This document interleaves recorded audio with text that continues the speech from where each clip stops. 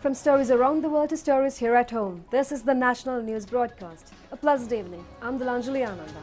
Good evening, I'm Stefan Dialwis. Let's take a look at the main headlines for tonight. Constructions of the longest irrigation tunnel in South Asia commence. Russia says it can help Sri Lanka produce Sputnik V corona vaccine.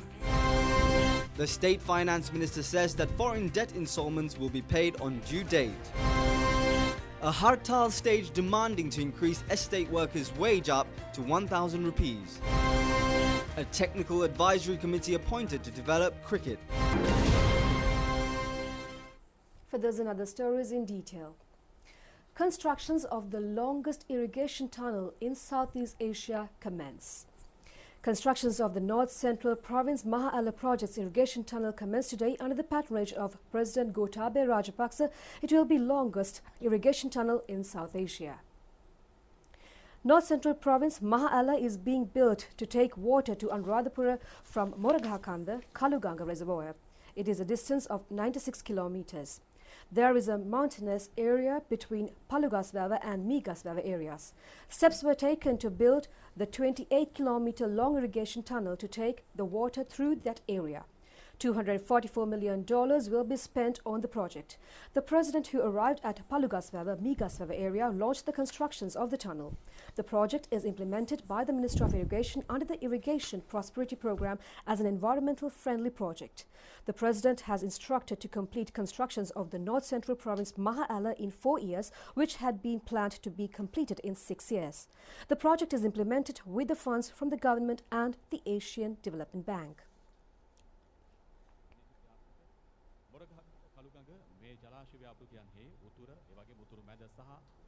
වැව්බන්දි රාජ්‍යයට ජලය රැගෙන යන මහ ඇලේ ඉදිකිරීමයි දැන් අතිගරු ජනාධිපතිතුමාගේ සුරතින් ආරම්භ කරනු ලැබේ.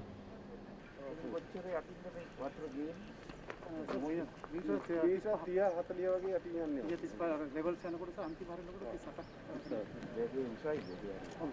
කිසිම drop එකක් නැතෝ මේ මොරගහකන්දිලා කෙලින්ම මේ ස්ලෝප් එක තින්තයි මේක මීටර 8ක් වෙනවා ටනල් එකේ දැන් මේ. දැනට හදලා තියෙනවද මේ ටික? මේ ටික මෙතන මේ කිලෝමීටර් 3ක් විතර තුනෙන් එකමාරක් විතර වැඩ ඉවර කරලා තියෙනවා. අර විදියට අර.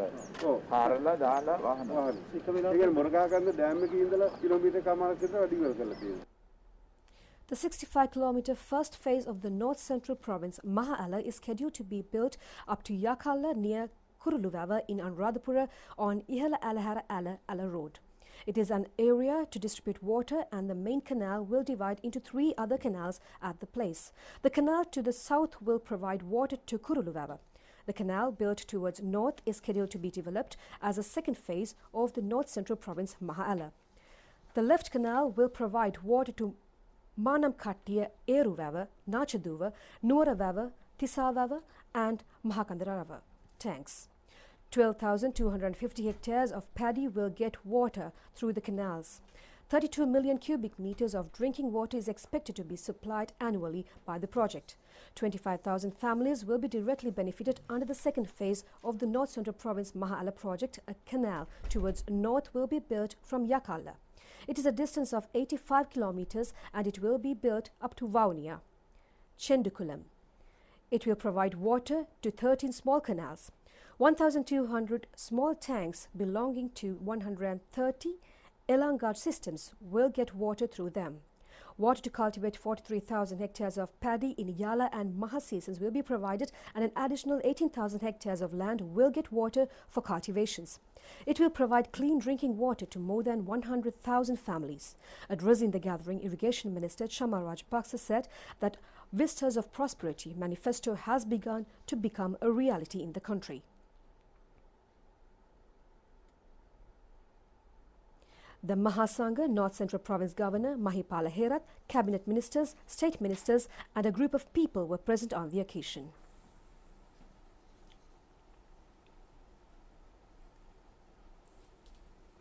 The number of recoveries from COVID-19 has reached 61,461. Another 894 persons have left today after recovering from the virus.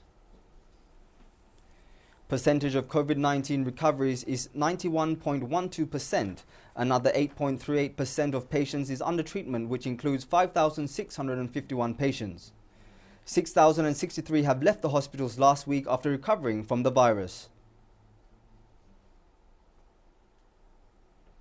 Another 336 COVID-19 patients were detected in the island today. State Minister Sudarsana FernandezPolla said that AstraZeneca vaccine has been given to nearly 50,000 people. 7 more COVID-19 related deaths were reported yesterday. The victims were residents of Maggona, Väuda, Katugastota, Hettipola, Biyagama, Dikwalla and Nuwara. The deceased were aged 38, 68 and 69 years respectively. Dr. Neville Fernando, who was under treatment at Infectious Disease Hospital after being infected with COVID-19, passed away yesterday. He was the founder of Neville Fernando Teaching Hospital. He was 89 years at the time of his demise. The funeral was held today at the crematorium of Kotikavatta Public Cemetery. Isolation of Porcelain area, Isurumawata and ex-Sajjanapada area of Matale Mideniya Gramanilwari division was lifted today. The National Centre to Prevent the Spread of COVID-19 said that Matugama Bondupitiya 727 Gramanilwari division was isolated. A group of Sri Lankans who were unable to arrive in the country due to COVID-19 arrived in the country today from Mattala Rajapaksa International Airport this morning. The group includes 97 individuals. All of them were subjected to PCR tests at the airport premises and sent for quarantine. State Minister Dr Sudarsana FernandezPolla said that they have been able to vaccinate 150,000 frontline health workers. So far, she said that serious side effects have not been reported by those who were vaccinated. We have been able to vaccinate approximately 150,000 frontline health workers and Triforces. We are very happy to mention that no major side effects have been reported. Of course, fever, malaise, body aches and pains, which is common after any vaccination, has been reported. We are also in the process of planning to procure more vaccine to start immunizing our general population. Through the COVAX facility, where we have been told that we'll receive around 84 lakhs doses. This is to cover 4.2 million population, and the Ministry of Health is in the process of procuring the balance vaccine to give approximately 90 lakhs population. According to our current statistics, only 10% of people aged above 60 have been infected with COVID. The majority have been between the ages of 30 to 60 years. So the government has taken a policy decision to immunize the people aged 30 and above. So we need approximately 18 million vaccine doses, and now we have already placed the order with the Serum Institute to procure, and we have estimated it will cost around rupees 10 billion. I think this is an investment for the country, because with vaccination we are told, with the current available statistics, that with the first dose of vaccination with Oxford AstraZeneca, the transmission has been reduced by 67%. And also with the first dose, the antibody levels have been maintained up to 3 months. So therefore, we are very positive that vaccination will definitely reduce transmission, and we will be able to eliminate COVID from our society. Johnson & Johnson said yesterday it has asked US health regulators to authorize its single-dose COVID-19 vaccine for emergency use, and it will apply to European authorities in coming weeks. Johnson & Johnson asked U.S. regulators to greenlight its COVID-19 vaccine for emergency use on Thursday, and says it will apply to European authorities in the coming weeks. The company's application to the U.S. Food and Drug Administration follows its report last week, which said its vaccine had a 66% success rate of preventing moderate and severe disease in its global trial. That's less than the currently authorized Pfizer-BioNTech and Moderna shots, which were 95% effective in global trials. But studies on those shots were carried out before the highly contagious new variants of the virus appeared to have emerged. J&J's vaccine is single-dose and could help boost supplies and simplify the U.S. vaccination campaign, as concerns emerge over the potential of lower vaccine efficacy against the new variants. Unlike the two other vaccines, J&J's shot also doesn't need to be shipped frozen. The U.S. has agreed to pay $1 billion for 100 million doses, which J&J said it expected to supply in the first half of the year. The company aims to deliver 1 billion doses this year, with production in the United States, Europe, South Africa, and India. The FDA said Thursday evening it scheduled a meeting on February 26th to discuss the company's request for emergency use authorization. Both Pfizer and Moderna's vaccines were authorized just a day after those meetings. And our news back at home. The Ministry of Trade says that customers can purchase 27 essential goods at reduced prices from Monday. According to the price stabilization project, those could be purchased for a period of 3 months from Sathosa, cooperatives and Q shops. The reduction in prices is implemented on a concept of Minister Dr Gunawardena. He said that it would be more appropriate if the supermarkets of the private sector also implement the system. Minister Dr Gunawardena said that it is a national project of the government to provide concessions to the customers. He said that it will be a major relief for the public if the prices were maintained at stable prices until the end of the year. He added that the government is doing its maximum on behalf of the people.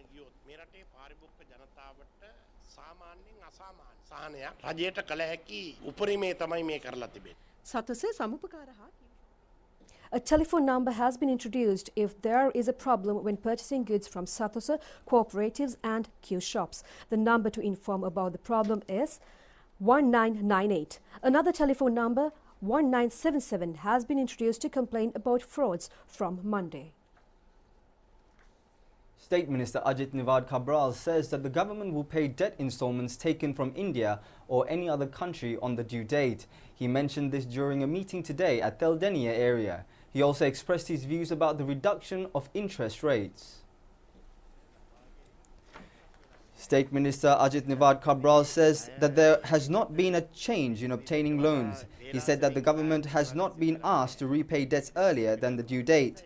Therefore, he said there has not been any problems. The State Minister said that the debt that has to be repaid to India has been paid on the due date. He added that the payments have been made to the World Bank, Asian Development Bank and all other banks as scheduled.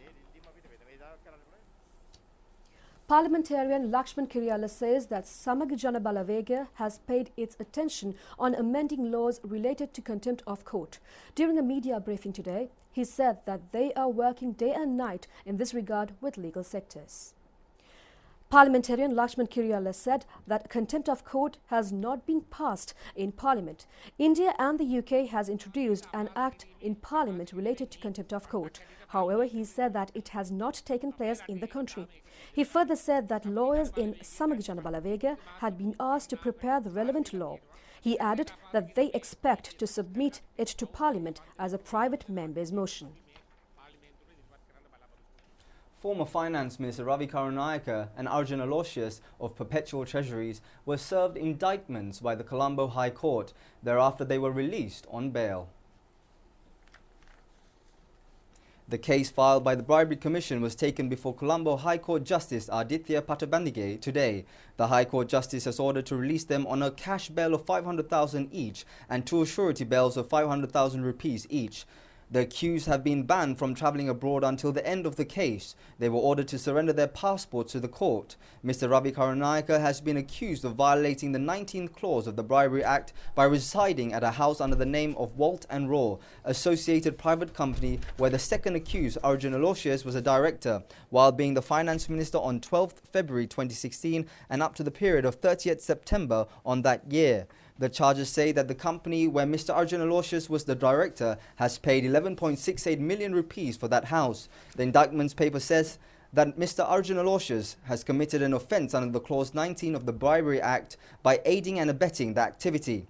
6 indictments have been filed against the 2 accused. 32 have been named as witnesses and 58 documents have been submitted as court items. Mr. arjunalausius is also an accused of the case filed at the Colombo Special High Court in connection with the central bank fraud in 2015. The case is to be taken up again on the 12th of this month. It's time for a quick break. Stay tuned for more news. බුද්ධිමත් ඇගේ තීරණය Prima ස්ටෙලා. අපි හැමෝම කැමති. Welcome back. The Hartal was staged today, urging the estate companies to increase daily wage of estate workers up to 1,000 rupees. It has been organised by the Ceylon Workers' Congress and it has been staged in several main cities in the estate areas. The estate workers requested for a long time to increase their daily wage up to 1,000 rupees. Responding to the requests, the government proposed in the budget to increase the daily wage up to 1,000 rupees. Although discussions were held with plantation companies, a final decision could not be taken. Therefore, the estate workers decided to stage a Hartal campaign accordingly. They conducted Hartal in several places including Hatton, Bhagawan Talawa, Norwood, Muskelia and Talawakale.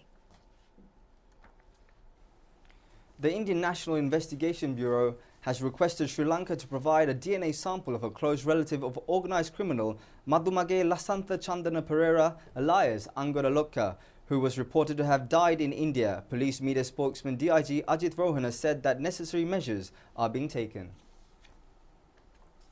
Angora Lokka has fled to India by boat in 2017 after killing a group including another organised criminal, Samayan, by shooting at a prison bus at Kalutara. The DIG said that the Interpol has issued red notices to arrest him. It was reported that a woman who had links with DIG Angora Lokka had killed him at Coimbatore in India. Police media spokesman DIG Ajit Rohana said that Interpol branch in Sri Lanka has been informed by the Indian National Investigation Bureau that the death has occurred. He said that the CID is taking measures to get a court order in order to get a DNA sample of a close relative and send it to India. කෙසේ වෙතත් එය නිසැකවම ජීව විද්‍යාත්මක සාක්ෂි අනුව තහවුරු කර ගැනීම සඳහා අංගොඩ ලොක්කා නැමැති පුද්ගලයාගේ ළඟම ඥාතියාගේ DNA සාම්පලයක් ඉන්දියාව වෙත එවන ලෙසට දැනුම් දී තිබෙනවා. මෙම දැනට මේ සම්බන්ධයෙන් අපරාධ පරීක්ෂණ දෙපාර්තමේන්තුව අධිකරණමය ක්‍රියාමාර්ග ගනිමින් අදාළ DNA සාම්පලය ඔහුගේ ළඟම ඥාතියාගෙන් ලබාගෙන ඉන්දියාව වෙත යැවීමට කටයුතු කරමින් පවතිනවා. Meanwhile, DIG in charge of organised criminal Ranga Priyantha Jayakuri told a media briefing today that there is a major reduction of activities of organised criminal gangs during the past few months. Sri Lankan embassies around the world celebrated the country's 73rd Independence Day, which falls on 4th of February. The Independence Day in Italy was celebrated under the patronage of acting ambassador of Sri Lanka to Italy, Sisira Seneviratna.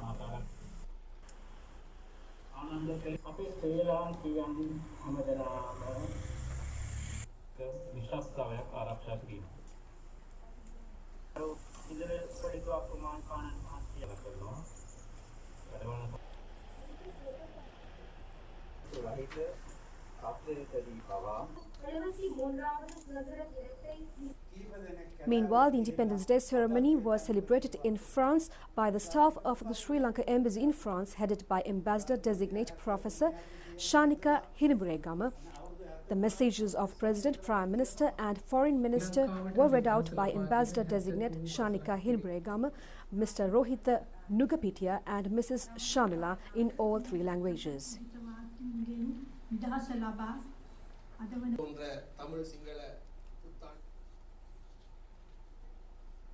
Minister Professor G.L. Pires says that it is essential to use modern technology for the development of agriculture sector. The minister mentioned this while attending the function to vest with the students the research and training complex of the agriculture faculty of Jaffna University. The research center has been built with the assistance of JICA Institute of Japan. It will provide research and training, farm management and training on productions. 22 million rupees has been invested to build the complex.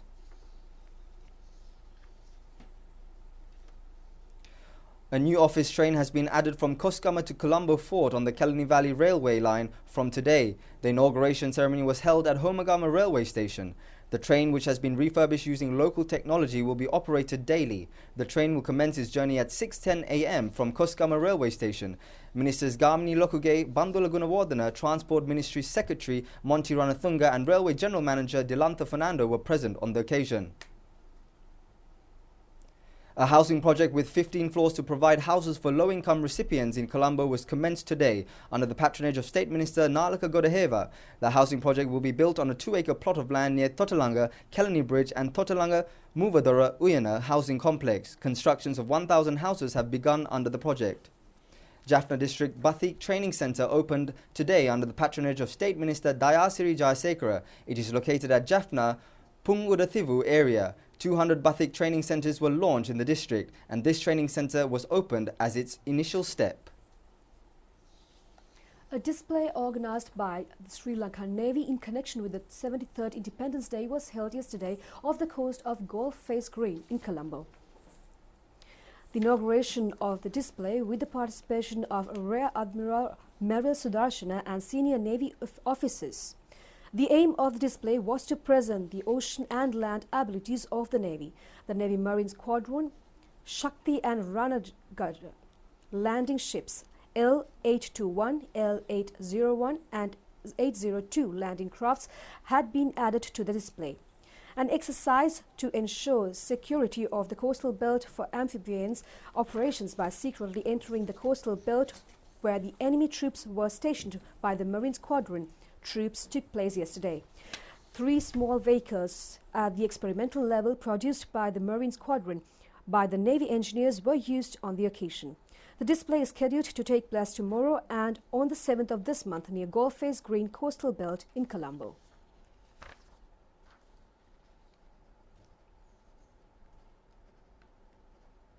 That's it on local news. Stay tuned for international news coming up next.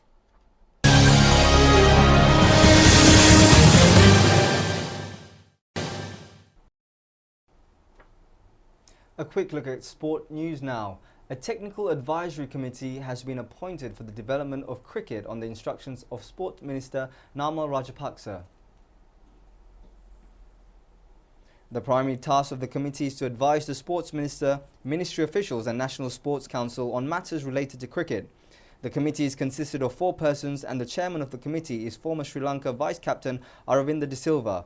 Roshan Mahanama, Muttaya Muralidharan and Kumar Sangakkara are other members of the committee. The committee is expected to show the way to build a higher level of cricket and training by closely working with Sri Lanka cricket in order to improve cricket locally and internationally.